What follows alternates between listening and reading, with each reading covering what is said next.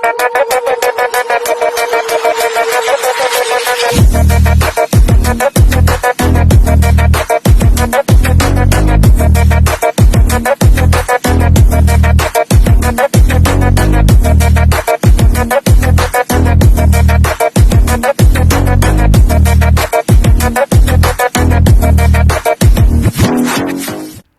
ំរាបសួរនិងសួស្តីទៅកាន់បងប្អូនទាំងអស់គ្នាហើយថ្ងៃនេះគឺជាថ្ងៃដែលខ្ញុំរត់11គីឡូបងប្អូនហើយខ្ញុំរត់នេះគឺចាប់ផ្ដើមពីទីតាំងភូមិត្រពាំងវែងហើយឆ្ពោះទៅកាន់ស្ពានកំពង់ក្ដីអញ្ចឹងចម្ងាយគីឡូគឺ11គីឡូបងប្អូនហើយនេះគឺជាស្ថានភាពឬក៏ដូចជាសកម្មភាពដែលខ្ញុំរត់នៅលើដងផ្លូវផងដែរបងប្អូន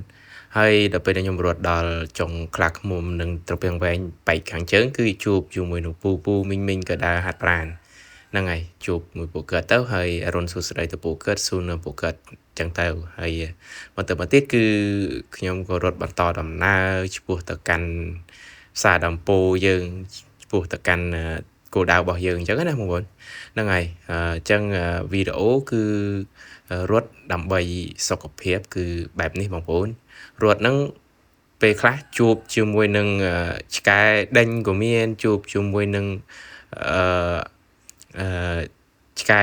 ព្រុសក៏មានអញ្ចឹងបងប្អូនអញ្ចឹងមានគ្រប់បែបគ្រប់សពអញ្ចឹងបងប្អូនប៉ុន្តែយ៉ាងណាក៏ដោយក៏ខ្ញុំមានជំនួយការមួយដែរគឺកាមេរ៉ា Woman គាត់នឹងបញ្ចាំងភ្លើងព្រោះឯភ្លើងពិលហ្នឹងគឺភ្លឺបងប្អូនភ្លើងពិលភ្លឺហើយជាពិសេសគឺខ្ញុំមានជំពាងកៅស៊ូដើម្បីនឹងការពារផងដែរបើសិនជាទប់ទល់ជាមួយនឹងពួកបងឆ្កែអត់បានបងប្អូនហ្នឹងហើយបងប្អូននេះវីដេអូត្រង់នេះគឺខ្ញុំបានមកដល់ស្ពានកំពង់ក្ដីហើយខ្ញុំបានថតលើបងប្អូនហេ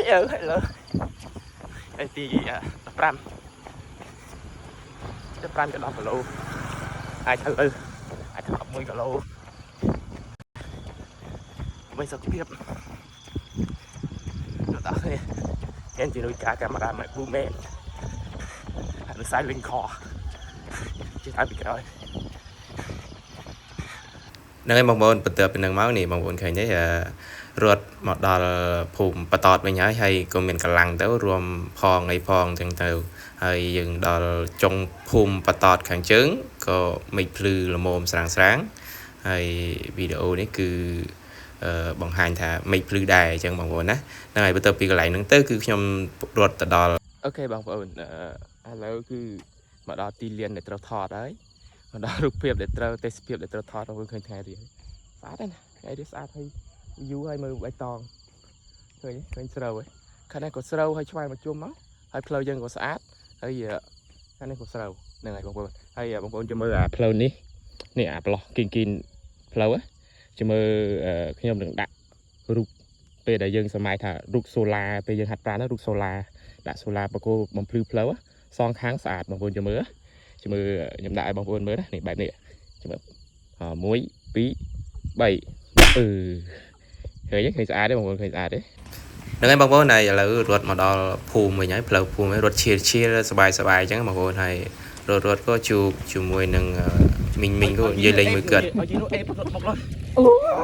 ទី15 ខែ8 202310គីឡូចំណាយពេល57នាទីចុច16ហើយប្រើភេស 5.07 អញ្ចឹងរត់ផងរត់លេងរត់ថតរូបផងអញ្ចឹងវីដេអូដើម្បីសុខភាពហើយវីដេអូនេះញ៉ាំដល់បងប្អូនយើងដែលអត់បានហាត់ប្រាណឆាប់ហាត់ប្រាណទៅហើយទៅដល់សារមួយខែនេះខ្ញុំឃើញអ៊ំពូនៅភូមិខ្លាឃ្មុំក៏ដើរហាត់ប្រាណច្រើនថ្ងៃមួយខែនេះគឺខ្ញុំចាប់អារម្មណ៍នឹងអញ្ចឹងអរគុណច្រើនកុំភ្លេចហាត់ប្រាណដល់គ្នាណាបងប្អូនតោះបាយ